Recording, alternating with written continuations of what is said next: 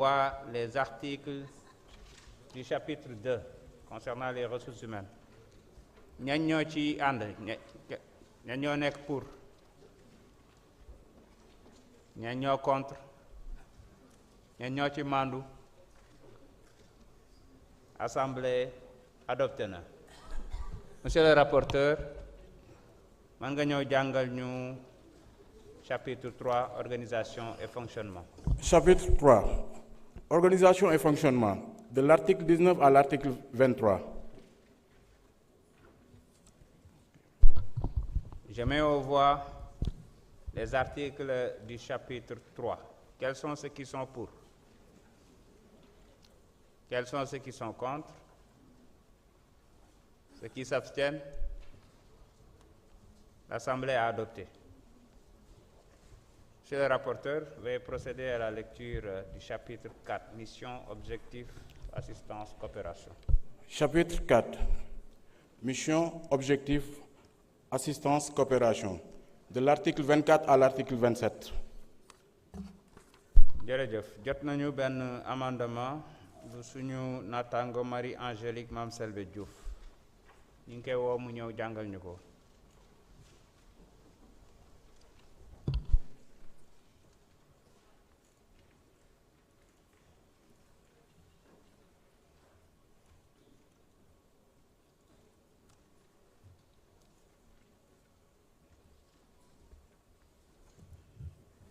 Merci beaucoup, Monsieur le Président. Monsieur le ministre, et ses collaborateurs. Je dépose sur la table la proposition d'amendement au projet de loi numéro 12/2025 portant création de l'Office national de lutte contre la corruption. Exposé sommaire des motifs, ces amendements de pure forme ont pour objet de modifier l'intitulé du chapitre 4 et de supprimer les sections 1, 2, 3 et 4. Amendement, chapitre 4, article 1er. L'intitulé du chapitre 4 est libellé comme suit, mission. Article 2, les sections 1, 2, 3, 4 du chapitre 4 sont supprimées. Merci beaucoup, Monsieur le Président.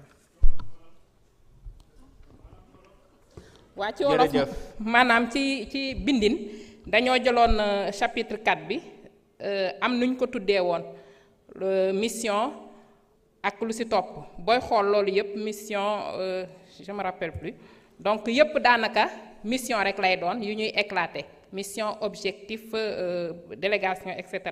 donc ma jàpp ne loolu yëpp bu ñu ko boolee jox ko benn tour mission bu ñu xoolee ci biir chapitre bi yooyu yëpp mission wu OFNAC lay doon moo tax may demander amender chapitre 4 bi ñu changer ko ci article 1er bi ñu tuddee ko mission ci article 2 bi ñu supprimer section 1 2 3 ak 4 bi nga xam ne moom moo yoroon yeneen appellation yi merci beaucoup. jërëjëf leer na est-ce que am na opinion contraire? Monsieur le Président, Monsieur le rapporteur, Monsieur le ministre, je mets aux voix donc l'amendement de notre collègue Marie-Angélique. Quels sont ceux qui sont pour? Contre? Abstention? L'Assemblée a adopté. Je mets aux voix le chapitre 4, mission amendée. Quels sont ceux qui sont pour? Contre? Abstention? Une voix. L'Assemblée a adopté. Monsieur le rapporteur, veuillez procéder à la lecture du chapitre 5, modalité d'intervention de l'OFNAC. Chapitre 5, modalité d'intervention de l'OFNAC, de l'article 28 à l'article 40.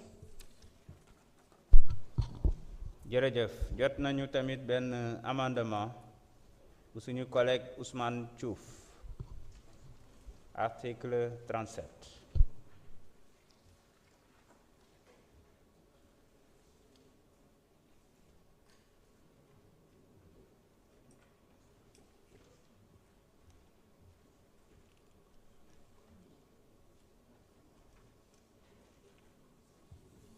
Assalamu alaikum wa rahmatullah. Jërëjëf Président. Proposition d'amendement au projet de loi numéro 12 2025 portant création de l'Office national de lutte contre la corruption. Exposé sommaire des motifs, l'amendement vise à préciser que le serment prêté par les enquêteurs de l'OFNAC est prononcé devant le tribunal de grande instance hors classe de Dakar. Amendement, article 37, article unique. Le point 3A de l'article 37 est reformulé comme suit. L'OFNAC emploie des enquêteurs dans les conditions ci-après. A. Les enquêteurs prêtent serment devant le tribunal de grande instance hors classe de Dakar en ces termes.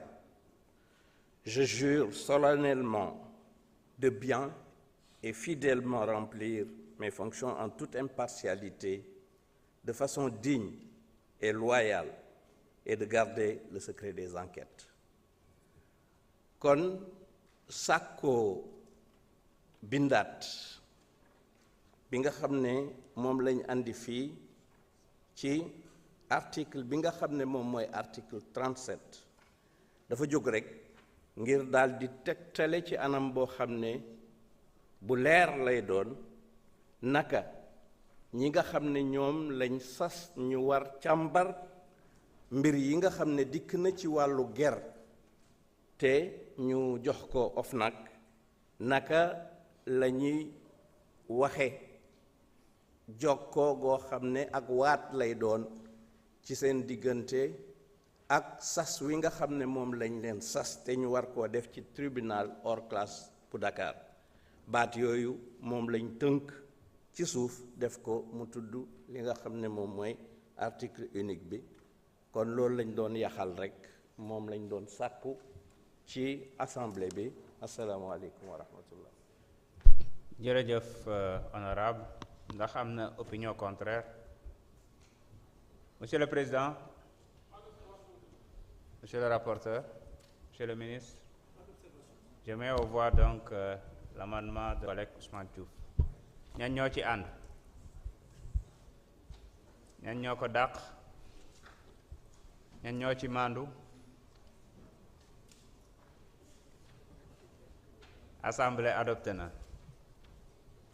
donc ñu jublu ci votu chapitre 5 amendé modalité d'intervention de l'OFNAC ñan ñoo ci ànd ñan ñoo ci àndul ñan ñoo ci maandu.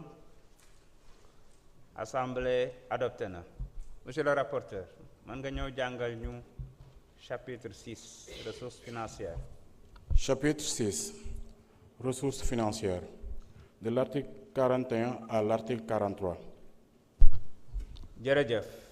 Je mets aux voix donc le chapitre 6. Quels sont ceux qui sont pour?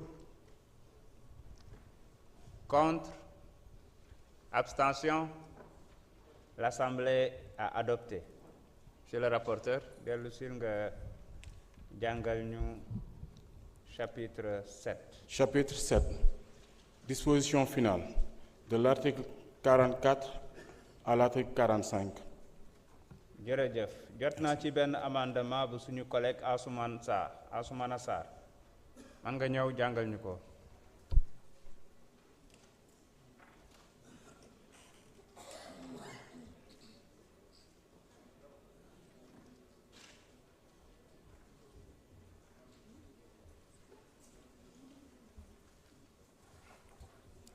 Merci beaucoup, Monsieur le Président. Proposition d'amendement au projet de loi numéro 12/2025 portant création de l'Office de lutte contre la corruption. Exposé sommaire des motifs. L'amendement prévoit le reversement du personnel de l'Office national de lutte contre la fraude et la corruption vers l'Office de lutte contre la corruption. Ce reversement permet d'assurer une continuité institutionnelle et administrative lors du transfert des compétences et missions entre les deux offices. Amendement article 46, article unique. Il est inséré après l'alinéa 2 de l'article 46, un nouvel alinéa ainsi rédigé. Le personnel de l'Office national de lutte contre la fraude et la corruption est reversé à l'Office national de lutte contre la corruption OFNAC. ci gàttal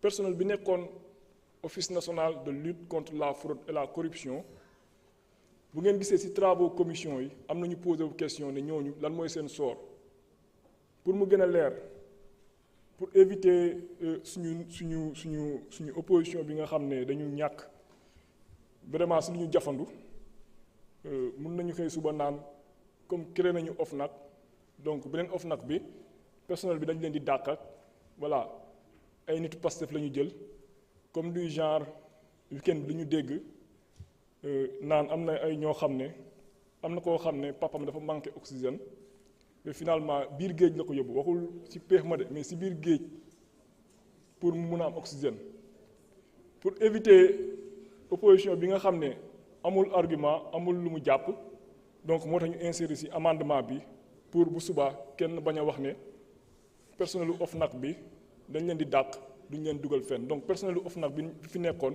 ñëpp lañ leen di transférer ci OFNAC bu bees bi jërë ngeen jëf. jërëjëf. Y a-t-il un orateur d'opinion contraire? Monsieur le Président de la Commission des lois. Merci. Monsieur le rapporteur. Merci. Monsieur le ministre. Je mets aux voix donc l'amendement de notre collègue Ansoumana Sarr. Quels sont ceux qui sont pour? Contre? Abstention? L'Assemblée a adopté. Je mets aux voix donc le chapitre 7, amendé, disposition finale. Quels sont ceux qui sont pour? Contre? Abstention? L'Assemblée a adopté. Je mets aux voix l'ensemble du texte. Quels sont ceux qui sont pour? Contre? Abstention? L'Assemblée a adopté. Je voudrais féliciter donc Monsieur le ministre.